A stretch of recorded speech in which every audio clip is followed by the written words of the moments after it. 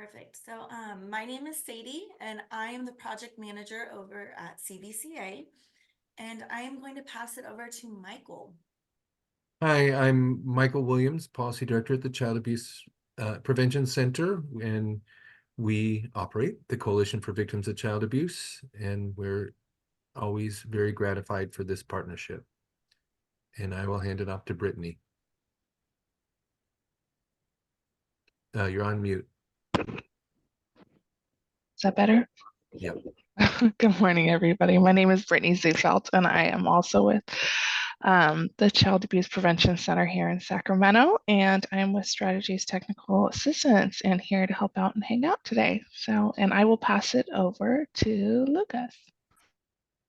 Hi, everyone. My name is Lucas Zulo. I'm a clinical psychologist and an assistant professor at Thomas Jefferson University in Philadelphia.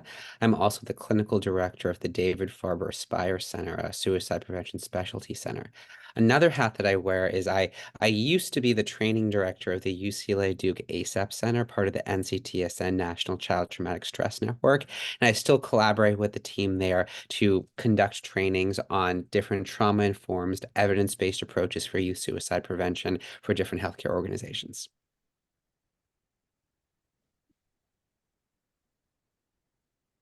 Chelsea, would you like to go next? Sure. Good morning, everyone. My name is Chelsea Young. I'm the clinical supervisor for the subrecipient Child and Family Center in Santa Clarita. So glad to be here. And are we just popcorning? Yeah. So I will go to Erica. Good morning, everyone. I'm Erica Melendez. I'm a licensed marriage and family therapist. And I am, they call me counselor supervisor, but I predominantly am supervisor over therapists, but I'm not a clinical supervisor. So our agency is unique that way. But I work for the Open Door Network, which used to be the Alliance Against Family Violence and the Bakersfield Homeless Shelter. And so we merged and became a new agency, and I predominantly work with the chat grant with Cal OES, so that's why I'm here today. I have to popcorn somebody. Now I'm all nervous. I guess I can popcorn you, Sadie, but there's no reason to. Everyone knows you. Yeah. I'm like, Celine. Selena. Yeah, that's what I was gonna say. Celine or Selena, yeah. Hi, good morning. Selena Rodriguez here from Safe Family Justice Center. I am the supervisor for the family specialist, and I am located in India. And then I'll go to Celine. Good morning, everyone. Thank you, Selena. Nice to be here. I'm Celine Fabiano. I'm at Seneca Family of Agencies. It's a large organization within that. I'm part of Pathways Counseling Center, which has a chat grant, and I'm the assistant director of that. And I will pass. I'm sorry, I can't remember your name, gentleman from Cal. Dennis. What is it? Dennis. Dennis. Pass it to you. Thank you. Good morning, everybody. I'm Dennis Hall. I've been in the children's unit this month 15 years. I've worked with various programs pertaining to intervention with child abuse and maltreatment. It's been quite fascinating, and I really appreciate everything everybody's doing here immensely. And Celino, you're one of my subrecipients, as you probably know. So I'm watching you. But thank you, everybody. It's nice to be here. Take care. So we have a bit of a packed agenda, but I did want to start off with passing it over to Dr. Zulo to go over the topics for our next symposium, which will be March 14th. And so this has been a topic that has been expressed as very important to kind of learn more about. So he's going to discuss the topics that he'll be reviewing, and you are more than able to ask questions to see if this is going to fit for our symposium. So I'll pass it over to you, Lucas. Thank you so much. So the idea behind this is that the ASAP Center does several different types of trainings and several different approaches to suicide prevention. Our most popular one, though, and the one that I'll be talking about today, is the safety program. And the content that I can present on is Safety A is our most popular one. It used to be called the Family Intervention for Suicide Prevention, or FISP. And it's a brief therapeutic assessment, usually about in an outpatient level of care, for example. It could be maybe 45 minutes to an hour. We've done rollouts in different settings. We're doing a rollout across the state of Texas right now in primary care settings, where they do it in about 10 or 12 minutes. Very streamlined, very abbreviated. And we're also doing rollouts in the emergency department, which is maybe about a 15 or 20-minute version of this intervention. And so this is an intervention that's designed to meet with families and youth who are at risk for suicide and have a way to assess risk, assess what is needed in terms of next step of care, most importantly, deliver a therapeutic dose that is in the form of an emotions thermometer and a safety plan. Those are the therapeutic tasks. And the way that this intervention is structured is it's through a strengths-based lens and a trauma-informed lens. And the goal is to increase linkage to care, meaning you or the folks that you are providing linkage to in terms of referrals or next steps. And the idea is that we know that that transition between levels of care is a very acute point for youth at risk for suicide. Actually, that is when most suicide attempts can happen, during the step down from inpatient to outpatient level of care. So we want to address what that warm handoff, including to your own organization or to yourself, can look like. So that is our most popular training. Typically, that can be done in a 2 to 3 hour overview, which I understand we're aiming for 2 hours. That would include videos, that would include role plays, that would include materials like our manual, an audio recording, and it would be a chance for me to actually give a presentation as well. So that is something that, depending on what that ask is, that could be next steps. Could be, for example, if you want to do consultation calls, we can talk about if that would happen. But this is just an overview of what the framework would look like, and we could talk about next steps there. Another program I could give an overview of is I mentioned this is called Safety A, but we also have Safety B and Safety C. And so Safety B is extending the Safety A model into usually a 5 to 7 week approach, looking at something called the safety pyramid, which is looking at those levels of intervention that are needed in order to stabilize safety for the short or long term, usually a transition to another level of care. We view Safety B as kind of a bridging intervention. So it's only 5 to 7 weeks or so. It's not going to, of course, address the suicidality in a comprehensive way, but it's more about they're on the wait list, they're waiting to get linked to another piece of care, or you just want to stabilize. Next is Safety C, which is the most comprehensive level of care. It's a 12-week intervention with youth sessions, family sessions, and parent sessions. So it can be up to 2.5 hours of care. I view it as like a mini IOP, like a small dose of an IOP dose of care that's really focused on more acute youth. Typically, youth have a history of suicide attempts, not just non-suicidal self-injury or ideation. And it's a way to have a really customized and tailored treatment plan in a 12-week dose of care. So those are the 3 models that are really focused on suicide prevention through that trauma-informed lens. Thank you. That was very in-depth. Does anyone have any comments or questions, or seeing that one would fit better than the other for the symposium? So I can only speak to like the population that we see. So, may or may not fit for other people. So we are the endpoint for linkage. We're community mental health outpatient. So for my folks, I think the last one would be most appropriate, because, we're getting the kids from the hospital, we're in the ER, so that we are the last link in the warm handoff. So we need to know what to do when they get to us, not how to do that just like really quick acute stabilization.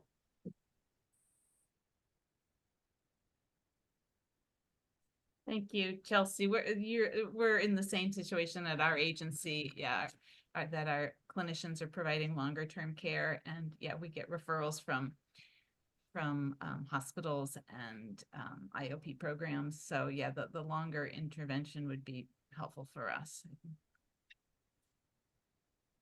I was going to say the same for us. We have clients that, have done 2 years of like work with us sometimes.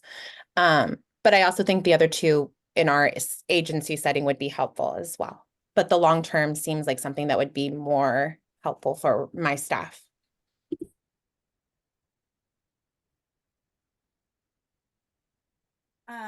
Lucas, do you feel like that is something that we can bring into a 2-hour symposium It would very much be an overview of the model. overview? It would be an overview of what that could look like. I would say that the first hour or so would probably cover key elements of safety A, just because that's actually the first session of safety C.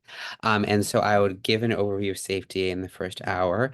In the second hour, I could give an overview of safety C.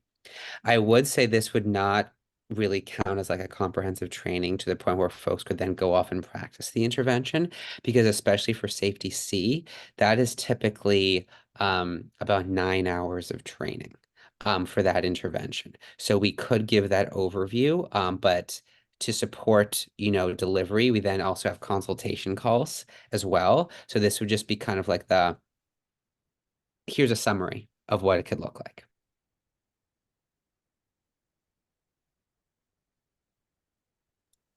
Is there a possibility of having those consultation calls? We could do consultation calls, but we would also then need to set up a master training of the safety C. That is more than just the symposium.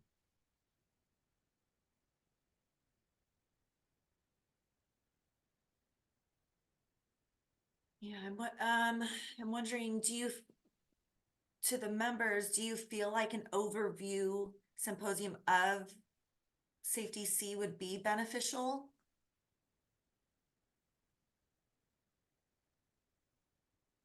And I think it sounds like it would rest on the value of the follow-up assessment and whether the potential for your team to go into the deeper master training.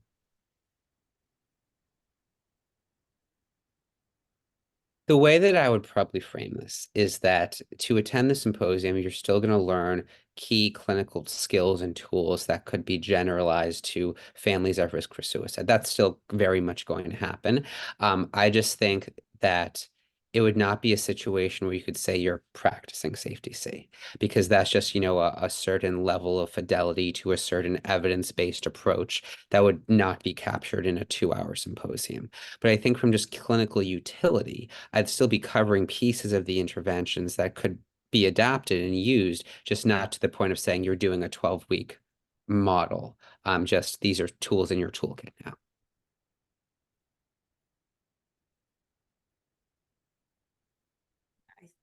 I think that would be very beneficial.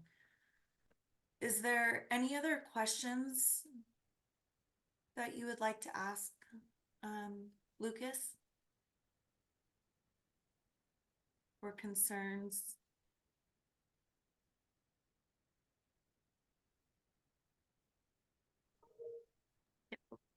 I realized I had a question. Oh, go ahead, Celine. You go ahead. And then you can go next. I'm just wondering what level of training the clinicians who you train usually are at. Are they people who are sort of experienced clinicians, or are they beginning clinicians? So yeah, just curious about that. Yeah, really good question. So it varies for safety A and safety C. For safety A, we are very flexible because we're literally actually doing a school rollout where like principals at schools are being trained in suicide prevention interventions, because it's just an assessment. For safety C, though, we would say that, master's level or licensed clinician who does have some background in CBT or DBT, just elements, have gone to a course on that before, not of course delivering fidelities DBT, but just have background with those concepts in order to be as successful when implementing this. Sadie, I'd like to make a comment. Yeah. Lucas, you just mentioned about the principals at schools. Yes. In 2015, I wrote a proposal for a program having to do with CalVCB, California Victims Compensation Board. providing benefits for people bullied. And the uh, task force approved the program. And since then, we've funded millions of dollars for this program through Cal OES. And at Cal OES, the prefix is XB, or has to do with bullying, you know. So when you mention principles, that immediately, you know, lit me up, because the fact that a lot of our stakeholders are principals of schools, because they're dealing with teens who are bullied, and some of them commit suicide. Yeah. So I just wanted to bring to Sadie and Michael's attention that we have this program. It's called the XB program, and it provides channeling of getting young people, or people in general, to Cal VCB to get benefits for therapy treatment. So I just wanted to let you know that. That's great to hear. Thank you, Dennis. Erica, did you have another question? It was similar to Celine. I just wanted to know, because I have some staff that are like peer counselors or case managers with chat. And so I didn't know if this would be like a training that they could attend. So I guess I do have kind of a secondary question, because it's going to be an overview of all three. Would it be okay if like a non-clinical staff attended the symposium, or does it need to just be clinical staff? Because this is designed to be an overview and not like a formal clinical training or workshop, I think it's totally fine Great. for Okay. those folks to come. Wonderful. Yeah, and Perfect. we want to invite like anyone that you think would benefit from this symposium within your organization, like please Oh, invite. great. Yeah, Okay, great. anyone who's able to come, because I mean, this is just such a big topic of interest, so it's going to be beneficial regardless of who attends. Great. Okay, awesome. Yeah. And then as far as a Let's Chat for the following month, we do invite our speaker, Lucas, to come back and do like a follow-up Q&A. And so we were wondering some dates in the beginning of April, what would work best? I know in the past, Wednesdays and Thursday mornings have tended to be the best time, but we kind of wanted to see with Dr. Zullo's schedule as well as your schedules, what would work the best for April? I mean, I think this time is great for me, honestly, because it's my noon time, which is I can always do because it's lunch. So I'd be happy to stick with that. Sadie, April 1st is a state holiday. Because of leap year, the Cesar Chavez state holiday got advanced to April 1, just so you know. Not a problem. I was about to say that's April Fool's Day. Why do you have that off? No, just kidding. Would April 3rd or 4th work best for people? So Wednesday or Thursday, or if you're available, even. I want to check with your schedule too. I could not do the 4th, but I could do the 3rd. Would the 3rd work for everyone else, you think?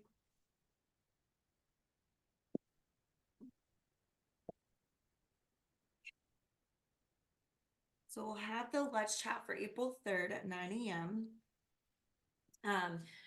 Where he will come back, do some follow-up and questions, because I know sometimes these symposiums, they're jam-packed in 2 hours of so much information that people, are overwhelmed, but they're able to go back and look at the recording, come back with questions after maybe they've practiced some of the ideas with their clients. So it will be a good time to revisit. Can you confirm the date and time for the symposium? Yes, it is March 14th at 9 a.m. It's a Thursday, and Brittany will also be able to, in the chat, jot down the registration, and then we'll be later this week sending out an email with all of the information so you can send it out to all of your organization and people. Yes. Is there any last minute thoughts or questions before Dr. Zullo leaves today? That Let's Chat, is that half an hour or an hour? It is an hour, but it's kind of a mixture of, we focus more on the first about 30 minutes, doing a review with you and questions. And then the last 30 is more for pure learning and sharing. So, Okay. yeah.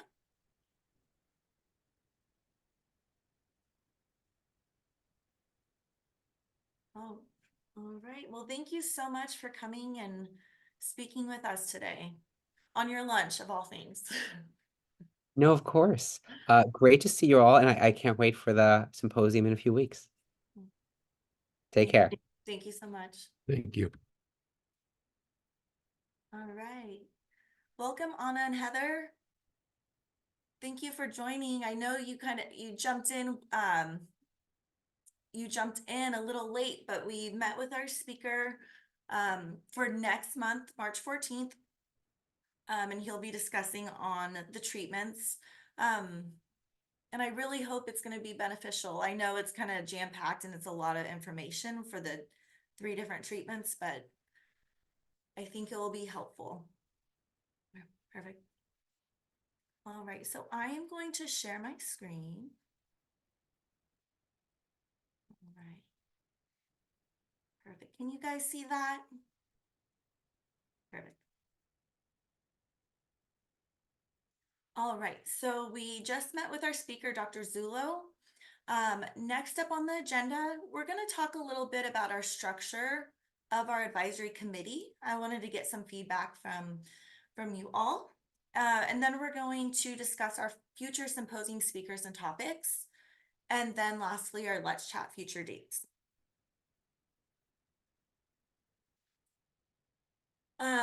So since we have had this CVCA program for our advisory committee, it has always been very on a voluntary basis. We are always inviting members through our needs assessments to join our meetings, and it's been just very voluntary, open basis. But we wanted to see going forward how you would like to see it go, just because we want it to be beneficial of your time as well as really member driven. So kind of open discussion and questions for you is, we always want the more the merrier to come to these advisory committee meetings, but kind of a question for you, who should be on the committee? Right now we have a mixture of, directors, clinicians. So any thoughts on how it should be led going forward to be very member driven? Sadie, it might help to talk about I know you and I went over the agenda yesterday and I hadn't thought of this question, but I think to affirm a little bit more the purpose of the committee, and I think give a little context that I know Samantha at OES had some feedback that it could benefit from more structure. She had a kind of a task force model in her mind with official members and kind of public participants. And so yeah, it might be good to think through, this is, I mean, you're saying it really, Sadie, which is CVCA is here to support you with your training needs.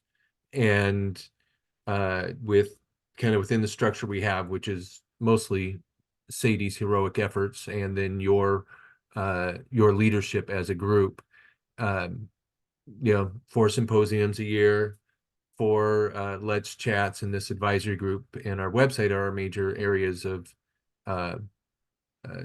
support. And you all represent the subrecipient leadership of that, and we want this to be your network of support and to be led by you all. and to have some clarity and to be representative of the diversity of subrecipients.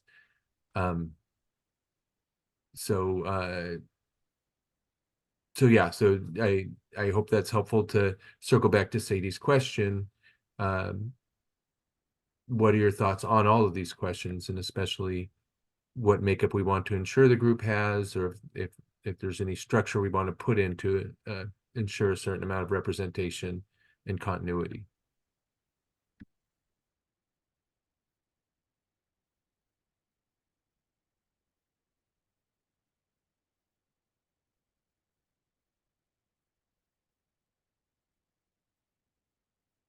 Are there any thoughts on these questions? I'm also thinking, Michael, possibly a survey, extending out a survey of how we want this structure going forward. Well, maybe my question, maybe like an even more question to each of you who are participating. What does it mean to you to participate, and what do you hope to achieve and to get out of participating? This is new for me, so I'm just soaking it all in. So I actually will be very vulnerable and say I battled with myself this morning. I almost emailed Sadie and said, I'm not going to do this because I was nervous because it's something new. So I just think it's cool to be a part of this because it means like I could have a voice in what could happen with the chat grant in the future, or even other funding sources that like our agency could use. And then Sadie, I was very excited when me and her met. I didn't know there were 4 symposiums a year that we could attend and that we could actually have a voice in maybe what kind of topics. So for me, it's like, I love trainings. My staff love trainings. We love new knowledge. And so I think it's being able to have a voice in those things is important for me.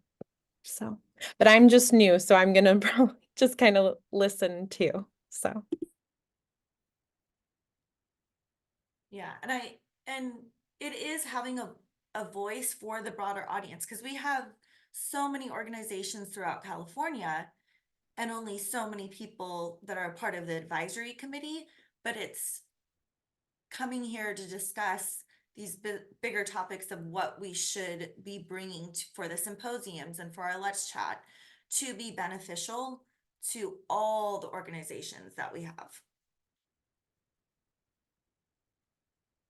And while I'm not incredibly new, I am new post or during COVID. And so I don't know the way that things were before COVID. So I'm excited to see the trainings and the Let's Chat pick back up as we have transitioned out of that crazy time. And so I'm excited to see where we continue to go. Being school-based with a lot of our chat services, I do like to have flexibility to have the trainings recorded because my staff can't always attend during the school day. And so being able to have flexibility afterwards is really key for us.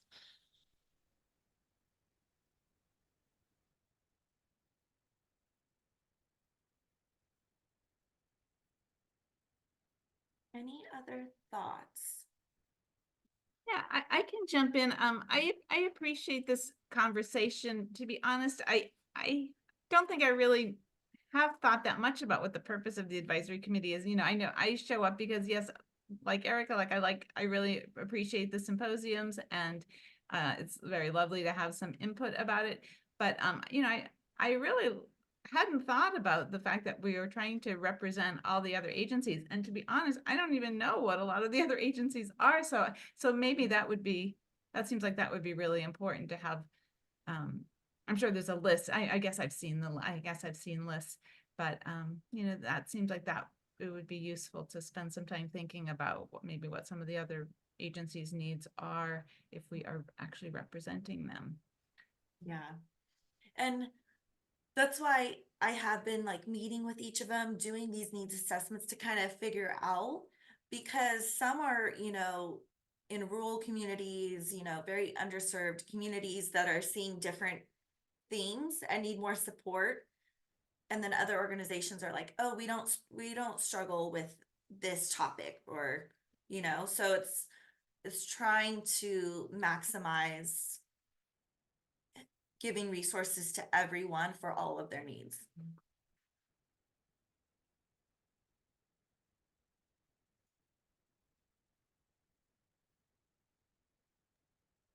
I think similar to what other people have said, this I find this really valuable to be able to have input into, trainings and symposium, and my staff and I also really value the training opportunities. Um, and similar to what Celine was saying, I don't know who the other subrecipients are, even in my own county. So something that I would love to see happen is more like concentrated networking opportunities. I don't know if this is, the place to make that happen. But Sadie, you and I talked about this yesterday as well. But I do think that um, just creating even an informal coalition for knowledge sharing would be really helpful. And as Celine mentioned, not knowing who else is out there, I'm advocating for what my agency needs, but I don't know if that's speaking to what, the broader subrecipient pool would find helpful. So the survey, so finding out, making sure that we do have a representative sample in this committee, I do think that that is very, very important.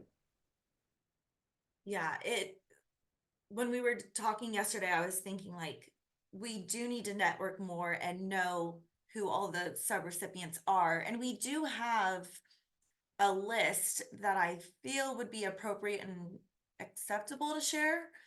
But we do have a list, and also just I want our Let's Chat to be able to have that time at the end for networking and peer sharing and seeing what everyone is working on. So yes. Erica. Sadie and Michael, I just want to let you know that on the Cal OES website, we have our publications tab. And in there are our reports to the legislature. And in those reports, we list every one of our subrecipients. So, and it's broken down by program. So if that's an excellent resource for getting to know who else is in this arena.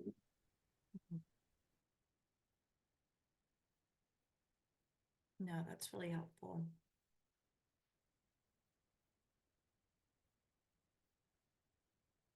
Michael, do you have any more thoughts before we move Well, yeah, on? I mean, so that's helpful. So I think with a lot of these questions, we can kind of talk about kind of de facto what we've been doing, how this has been set up in terms of, um, how we've tried to facilitate your leadership, how the time commitments that folks have been making, those sorts of things, and maybe just see if there's initial consensus around some of these questions. And then we can sketch out, for example, a charter and some basic outlines of responsibilities or outlines of parameters, recruiting priorities, those sorts of things. So kind of based on anything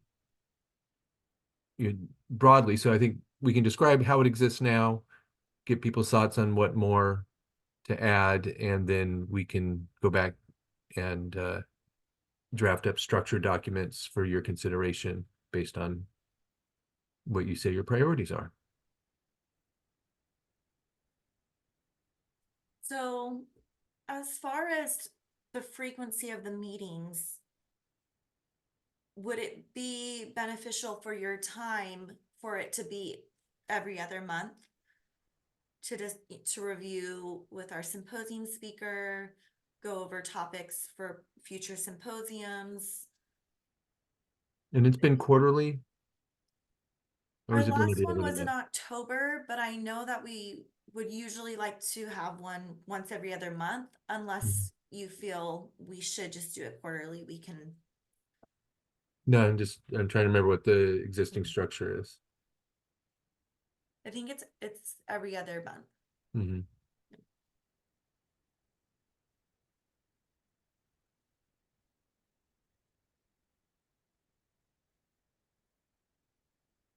So given the tasks of interfacing with the presenters and setting priorities for, well, I mean, this conversation actually makes me think of priorities or things we can be thinking about in terms of regional networking and other things we can do to help you network.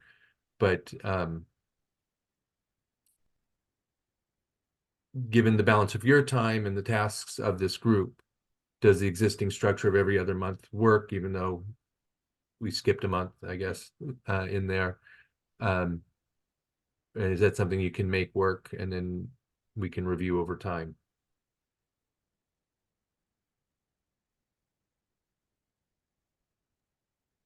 I think every other month is fine. But again, if it was going to be monthly, I was like, I don't know if I'd be able to do that. Yeah. So every other month seems good. Every other month. Perfect.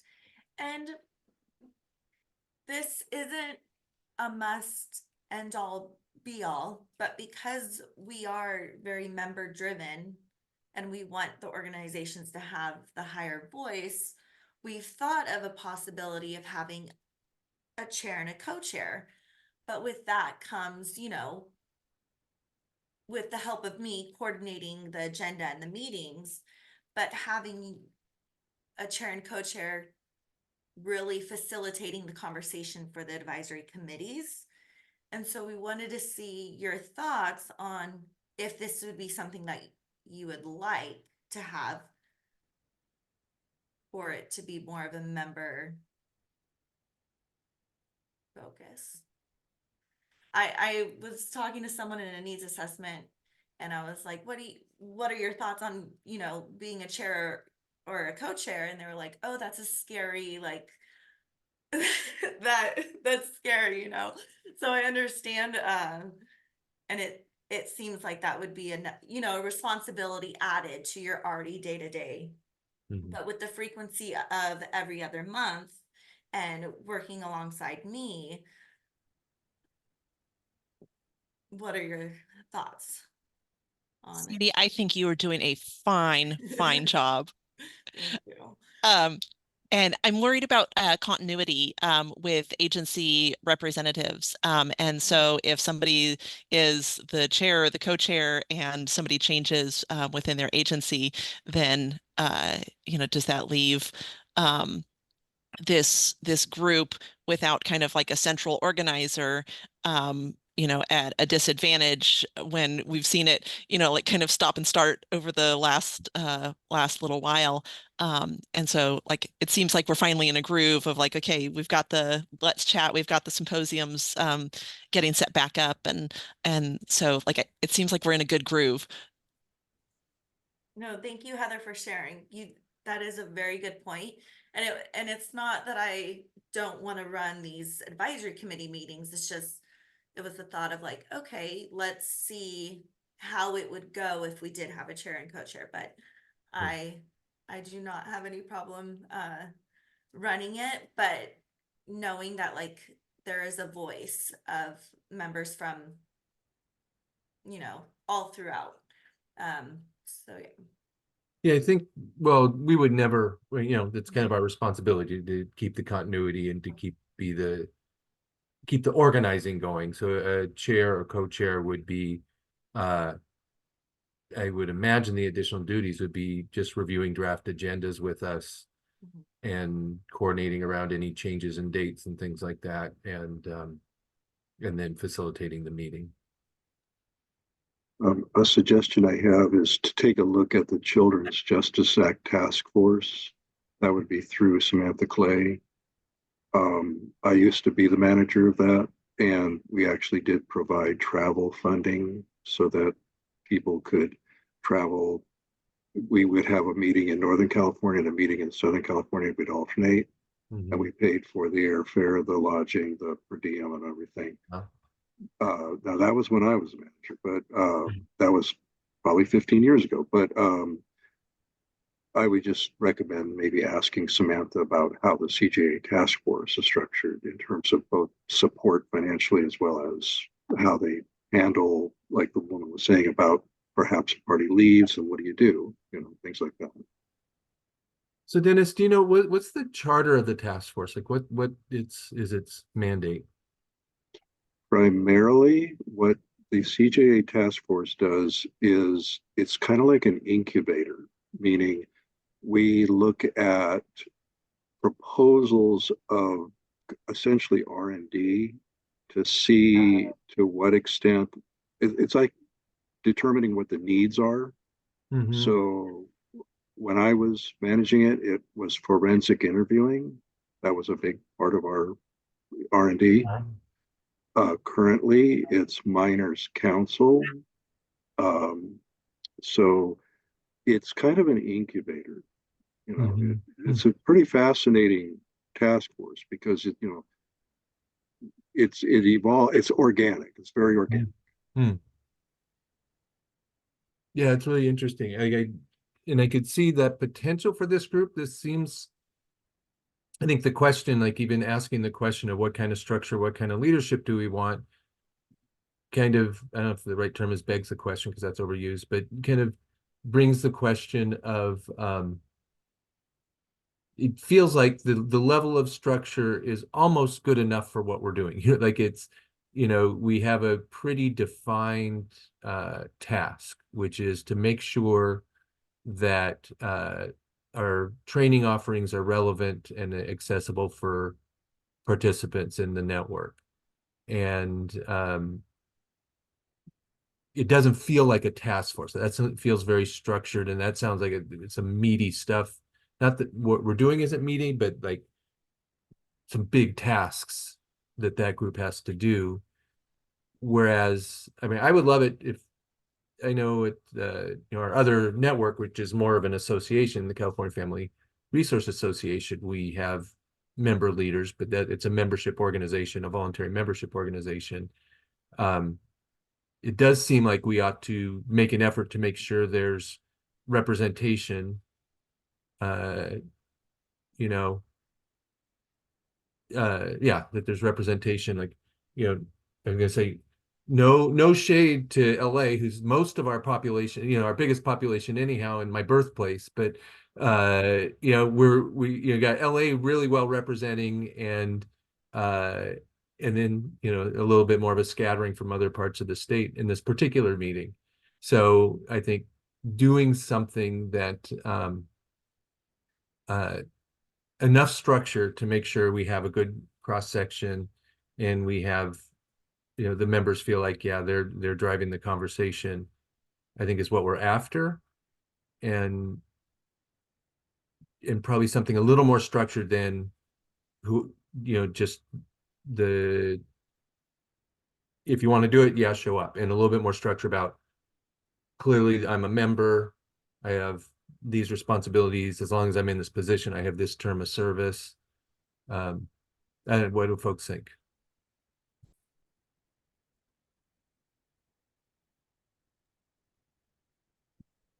That makes, I mean, I guess I'm of two minds. One is like sort of like if it isn't broke, don't fix it.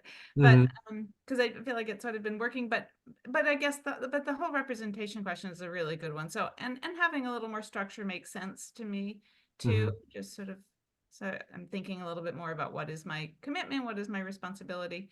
I certainly feel like I'm not interested in taking on a chair or co-chair position, and I'm guessing it might be hard to find people to take on more. So, and I think maybe we don't really need that. I feel like there's a lot of room for our voices as it is. I don't know how like outreach is done in terms of like trying to get people to letting people know about the committee. Like maybe that's just something we could focus on a little bit more, making sure that all the chat organizations know about it, and kind of and I think maybe if there is a little more structure to it, that might make it clearer for people too, so they know sort of like what they're signing up for. And Thank you, Celine. That's helpful. Yeah, because right now it's like just during these needs assessments, I'm like, would you like to be a part of our advisory committee? We meet every so often, we discuss our topics and priorities. And so that's how I got Erica to come to a meeting. And but yeah, having a more structure and then getting more representation from all throughout.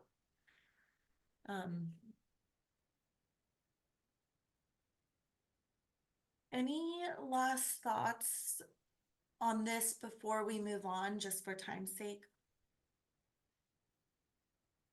So Sadie, I'm wondering if we can, we'll see if this works for folks that maybe we can draft maybe a kind of a, well, it sounds like folks would like to know maybe who the members are so we can share that, and also the link to the report to the legislature, but I think we have also contact information that we can share.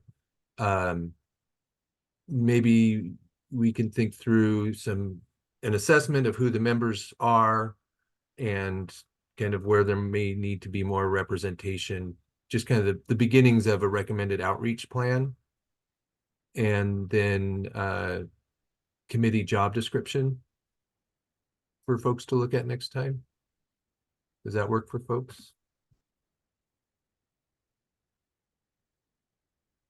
Yeah, that's not a problem. Thank you, Michael.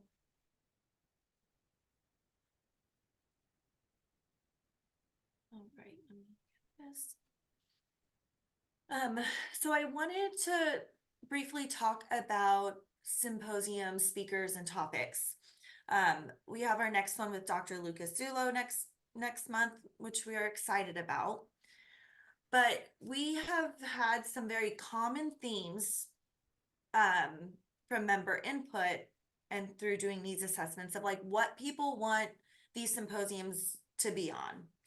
And so I wrote down some of the main topics, and I wanted to discuss with you, with having 2 more symposiums for this grant cycle after March 14th, what are some of these topics that you think would be beneficial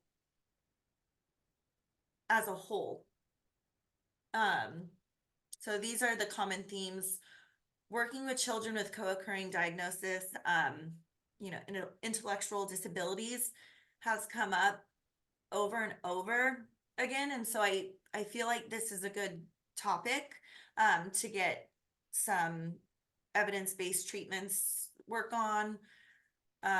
Working with LGBTQ plus community.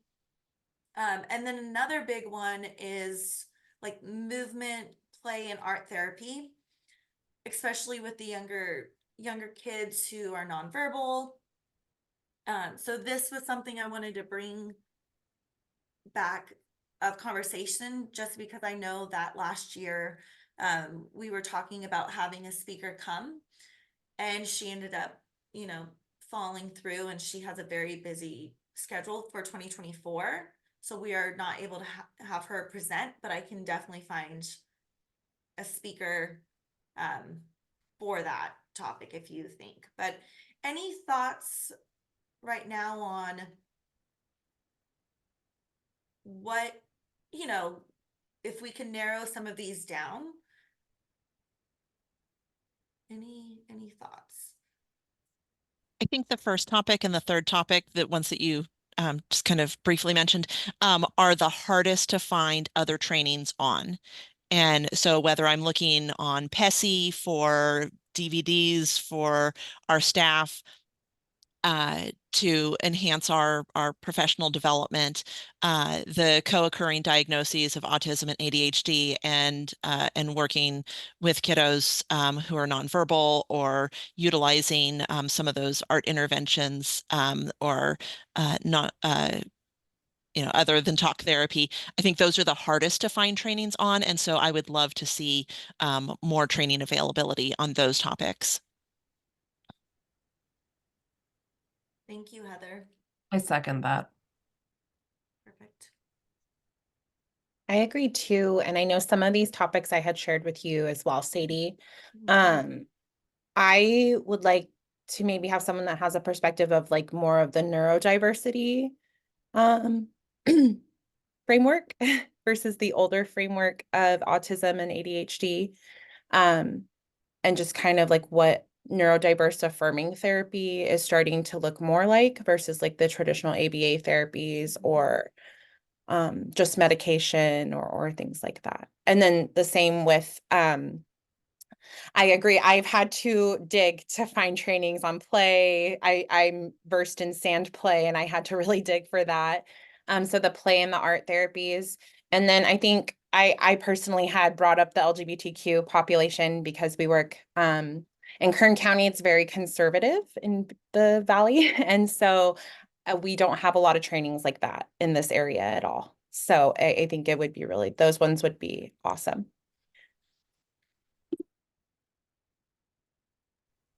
This is not related to the symposiums, but is related to trainings. Another idea would be if we can set up that networking, if we can share training opportunities that we find, I think that would be really helpful as well.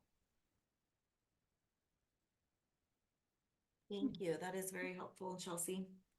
Yeah, that's a very nice idea.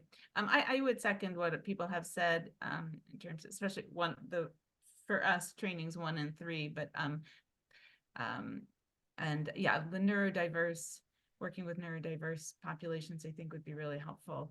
And I'm totally in support of getting trainings to places that don't have so much training around LGBTQ. So I totally would support that. Yeah, I wanted to get your thoughts and ideas just because I am trying to get these speakers set up for the remaining time period, so that you have plenty of time to plan and invite everyone to attend. But also, is there any other topics that you feel should be brought to my attention for trainings? This isn't a topic, but I'm wondering if there's going to be a flyer for the Dr. Lucas Zulo training. In general, I find it really helpful if there's a flyer that I can share with people, so it's sort of all written out and people they know what they're signing up for and decide whether they want to sign up. Of course, yes. I will actually be working on that this afternoon, so it will be hopefully sent by the end of this week. So it gives people about a month to really plan for it. Yeah. I've only gotten like a few trainings or classes, but like maybe like cultural or historical trauma, and how predominantly people of color, if they have, in their bloodline that there's been, genocide or there's been different things, how that then also complicates, and there's an intersection between like if there's human trafficking or domestic violence or other kinds of traumas. I've only done a couple classes on it, but it was just really insightful and like opened my mind to like working with those populations, how to be mindful of what their body's already going through and because of their ancestors. So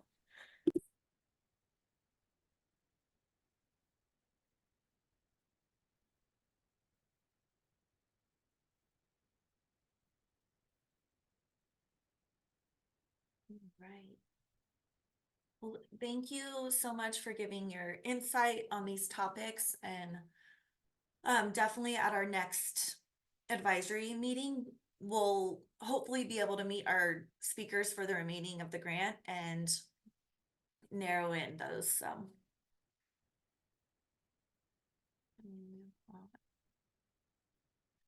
So just the last bit is for our Let's Chat coming up, and I think I want to talk about like coming up, but also moving forward. I kind of have been hearing like we really want more opportunities for networking and peer sharing and just like having conversations with others. And so in our Let's Chat, we'll have, the follow up with the symposium speaker. We'll have OES updates. But then something I'm kind of picturing is like for the second half, it be just networking or being in random breakout rooms and sharing trainings or best practices. I mean, I feel like it would have to be a little more structured, right? As far as like not just throwing you in a breakout room and then being like, a free-for-all, but I think it would be a good idea, and I would like to hear your thoughts on like what you feel that second half of the Let's Chat would be beneficial.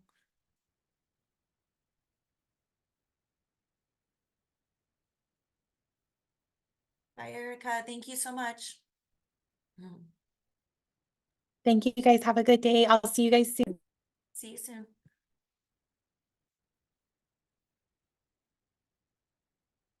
Like how do you envision these Let's Chat being the most beneficial for people?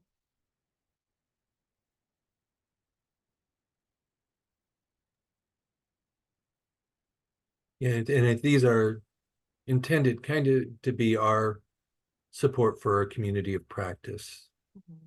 So, you know, processing the symposium information or other sort of resource sharing.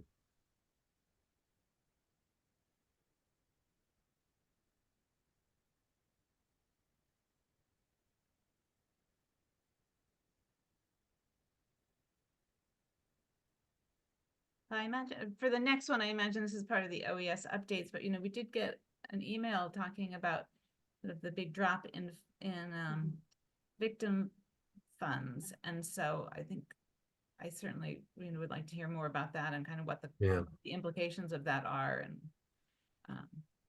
but so that's just a very specific thing. Yeah, and we're not a legislative advocacy group, but I think we did share over social media that there are more cuts proposed to the VOCA program at the federal level. So yeah, it'd be good to know the outlook for that.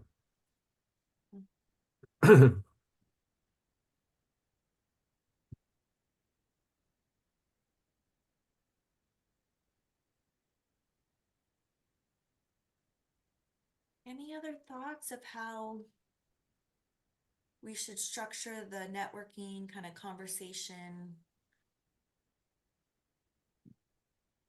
I know sometimes we've done in the past like a group question. And one example could be like, hey, what are some best practices you guys are doing to get family engaged in treatment?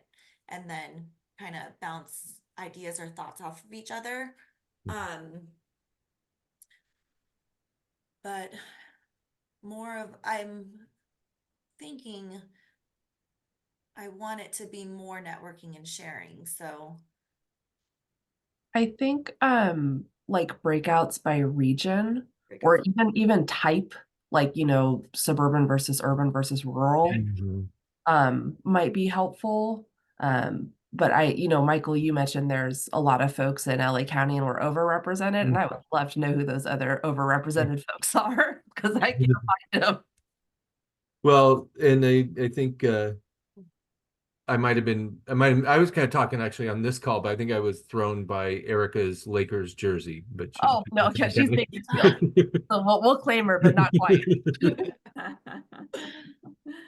Yeah, I like the idea of regional breakout groups too, if it's possible. Yeah, a good, nice way of networking. I like that. Okay.